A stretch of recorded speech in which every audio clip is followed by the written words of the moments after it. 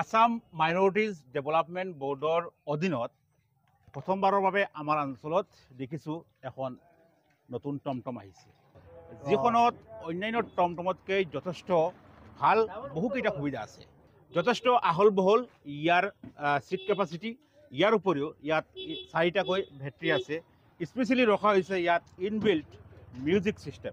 মাইনৰিটিজ এটা বোৰ্ড আছে, এই বোৰ্ডৰ বিষয়ে আগতে বহুত শুনিছিলোঁ, কিন্তু ইয়াৰ কাৰ্যক্ৰমণিকা সম্পৰ্কে কেতিয়াও গম পোৱা নাছিল। কিন্তু আজি 2 বছৰৰ পৰা দেখিছোঁ যথেষ্ট সক্ৰিয় হৈ আছে এই ডিপাৰ্টমেণ্ট, যাৰ ফলাফল আমি ইতিমধ্যে চাবলৈ পাইছোঁ। আমাৰ অঞ্চলৰ বহুতে ইতিমধ্যে চেলাই মেচিন পাইছে বা আজি ইয়াত টমটম এখন আহিছে। আজি হোজাইৰ শংকৰদেৱ নগৰত মাননীয় উপায়ুক্ত মহোদয়ৰ উপস্থিতিত প্ৰায় 250 মানুহে এই ধৰণৰ টমটম পাবলৈ সক্ষম হৈছে। ইয়াৰ সবিশেষ আমি জনাই আছোঁ। প্ৰথমে আপোনাক শুভেচ্ছা জনাইছোঁ। প্ৰথমবাৰৰ বাবে আপুনি মাইনৰিটি বোৰ্ডৰ ফালৰ পৰা এইখন পাইছে, কেনেকুৱা লাগিছে আপোনাৰ? মোৰ ভাল লাগিছে, আনন্দ লাগিছে। এতিয়া এখন পোৱাৰ আঁৰত কিমান কষ্ট কৰিব লগা হৈছে আপুনি? নাই, আমিতো ইমানটো কষ্ট কৰিবলগীয়া একো হোৱা নাই। আমি জাষ্ট এইখনত হেৰি কৰিছোঁ, এপ্লাই কৰিছোঁ।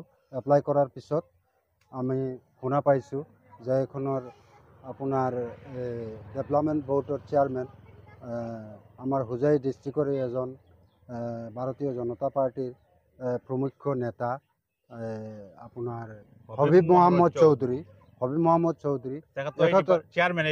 এই ডিপাৰ্টমেণ্টৰ চেয়াৰমেন।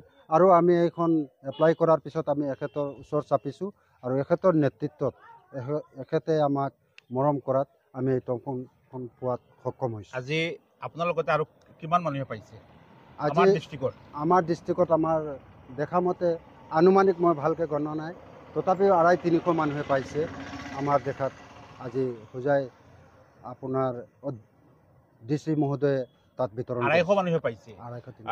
তেখেত কেৱল মাত্ৰ তেওঁৱে পোৱা নাই, আৰু 250 মানুহে এনেদৰে পাইছে।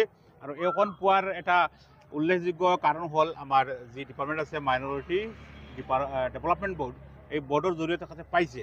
আমাৰ চৰকাৰী কিছু কাম পাওঁতে এটা সময় আছিল ঘোষ দিব লাগিছিল। আপুনি কিবা এনেকুৱা ধৰণৰ কিবা দিবলগীয়া হৈছে নেকি? 1 টকাও দিবলগীয়া হয়, কাকো দিবলগীয়া 1 টকা কাকো দিবলগীয়া হয়। গতিকে আমি মাননীয় মুখ্যমন্ত্ৰী ডাঙৰীয়াক ধন্যবাদ জ্ঞাপন কৰিছোঁ, তেখেতসকলে যে এনেধৰণৰ এটা নিকা বিতৰণ ব্যৱস্থা কৰিব পাৰিছে। আজিৰ এই সময়ত এনেকুৱা ডাঙৰ প্ৰত্যাহ্বান তেওঁলোকে আজি গ্ৰহণ কৰি একেবাৰে ফ্ৰী অফ কষ্ট আপুনি কোনো খৰচ নোহোৱাকৈ পাইছে। কোনো খৰচ। এতিয়া বহুত টমটম আমি দেখিছোঁ আমাৰ বজাৰত যিবিলাক বৰ্তমান চলি আছে টমটম, ইয়াত কি গুণ আপুনি মানে স্পেচিয়েল ফিউচাৰ?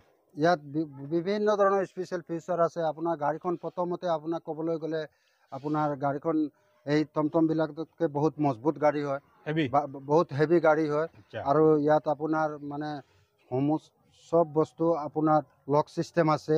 ইয়াত আপোনাৰ হেৰি বক্সৰ পৰা লৈ ব্ৰেক শ্ৰেক চব উন্নত ধৰণৰ বস্তু ফিটিং কৰি থোৱা আছে। গেছৰো ব্যৱস্থা আছে। ইয়াত ক'ৰবাত প্ৰাকৃতিক অঘটন ঘটিলেও ইয়াত আমি নিৰাপত্তা লোৱাৰ কাৰণে গেছৰো ব্যৱস্থা আছে।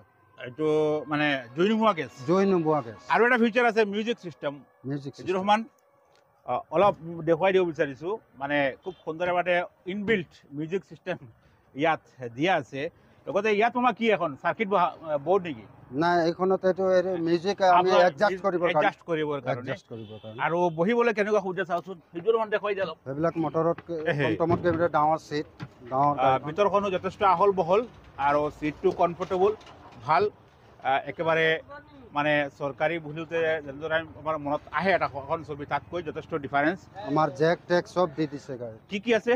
জেক টেক আছে, আপুনি লাগিলে আমি চব দেখুৱাই দিম। আপুনি দেখুৱাই দিয়ক কি ফিউচাৰ আছে। সংখ্যালঘু মানুহৰ উন্নয়নৰ কাৰণে বা সহায়ৰ কাৰণে এটা ডিপাৰ্টমেণ্ট যে আছে, এইটো আমাৰ চাৰ্জাৰ হয়, শুনা পাইছিলোঁ, কিন্তু ইয়াৰ কাৰ্যকাৰিতা কি, ইয়াৰ কি ফিউচাৰ? এইটো জেক হয় আৰু এইবিলাক হেভি চব বস্তু। আৰু বেটাৰীটো গুৰুত্বপূৰ্ণ। কি বেটাৰী দিছে চাওকচোন? বেটাৰীটো ভাল দিছে। চিটখিনি যথেষ্ট ভাল দিছে ন? বেটাৰীও ভাল দিছে। বেটাৰী 2টা নে 4টা? 4টা বেটাৰী। 4টা বেটাৰী আছে। বেয়া নহয়, ভাল। এনেই বজাৰত ল'ব গ'লে এখন দাম কিমান পৰিব এনেকুৱা এখন টমটমৰ? এখন আপোনাৰ লগভগ 2 লাখৰ ওচৰত চাপিব। আচ্ছা। ঠিক আছে, যিসকলে পোৱা নাই আপোনালোকে পাব। কেনেদৰে এপ্লাই কৰিব লাগে, কেতিয়া ক'ত যোগাযোগ কৰিব লাগে আমি সবিশেষ জনাই দিম। মামা অলপ আহিলে আমাৰ লগত ভাল হয়।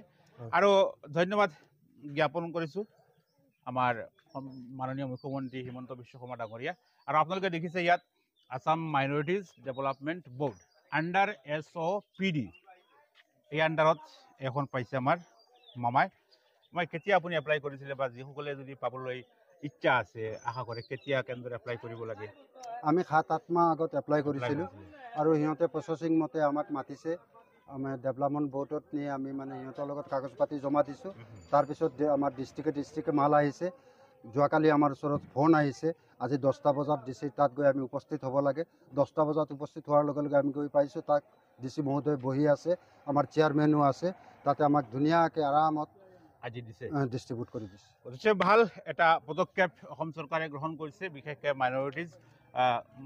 মাইনৰিটি মানুহৰ কাৰণে আৰু ইয়াতকৈ ভাল লগা কথা হ'ল একেবাৰে স্বচ্ছ আৰু নিকাভাৱে এইবিলাক প্ৰদান কৰা হৈছে তেখেতেও পাইছে নিজে কৈছে যে 1 টকা ওই নামত খৰচ হোৱা নাই কেৱল মাত্ৰ 28,000 টকা চৰকাৰী 50 টকা 2% আপোনাৰ দিব সেইটো দিছে সাবসিডি দিছে সেইটোতো আপোনাৰ চৰকাৰৰ কোটাত যাব বা চৰকাৰৰ কোটাত যাব গতিকে এইখিনি খৰচ কৰিব নোৱাৰি কিন্তু ইয়াৰ বিনিময়ত তেখেতে প্ৰায় 2-2.5 লাখ টকাৰ এখন টমটম পাইছে এখন পোৱা আপোনাৰ লাভ হৈছে নে লছ হৈছে মোৰ লাভ হৈছে নিশ্চয় আপুনি এটা ইনকাম কৰিব পাৰিব এতিয়া ইনকাম কৰি মই ফেমিলি এটা সহায় কৰিব চলাব পাৰিম চৰকাৰক কিবা ক'ব নেকি এইফালে চাই না চৰকাৰক আমি সৰ্বপ্ৰথম আমাৰ যে মাইনৰিটি বোৰ্ড এখন আছে আমি নাম শুনিছোঁ মাইনৰিটি ডিপাৰ্টমেণ্টৰ পৰা আমি কেতিয়াও একো পোৱা নাই কোনোদিনেই পোৱা নাই খালি নামহে শুনিছোঁ আজি যে মাইনৰিটি ডিপাৰ্টমেণ্টত হবিব মহম্মদৰ চৌধুৰীৰ নেতৃত্বত আজি যে গোটেই অসমৰ মই নিজে অকলে নহয় গোটেই অসমৰ বহুত মানুহে আজি ই-ৰিক্সা পাইছে চিলাই মেচিন পাইছে